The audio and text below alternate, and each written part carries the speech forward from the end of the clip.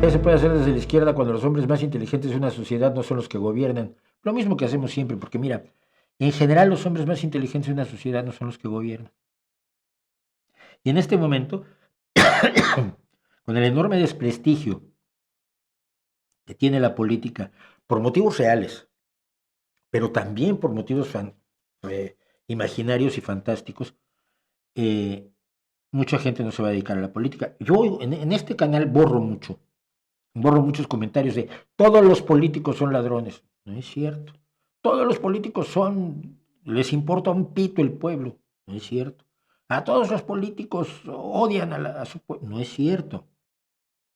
El hecho mismo de que tengamos avances sociales y avances legislativos te demuestra que las personas que hicieron esos avances tienen una visión de la política como una visión de servicio a la ciudadanía. Y yo conozco a muchos que se han pasado la vida sirviendo a la ciudadanía sin servirse ellos. Pero eso es lo que se le enseña a la gente, es lo que oyes por todos lados. Todos son ladrones, todos son las bestias, todos son los tipos que desprecian a los demás, que no quieren a su pueblo, a la gente, que la utilizan, que la manipulan brutalmente. Y si tú dices eso desde adolescente, cuando te preguntan a qué te quieres dedicar, lo último que dices es a político. Es lógico. Entonces el desprestigio que tiene la política hace que no los mejores entren en política, cuando necesitaríamos que los mejores entraran en política. Lo necesitaríamos urgentísimamente.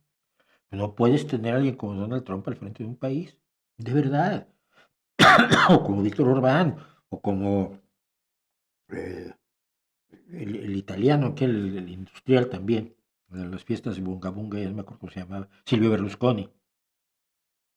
No puedes tener a Milei, no puedes tener a...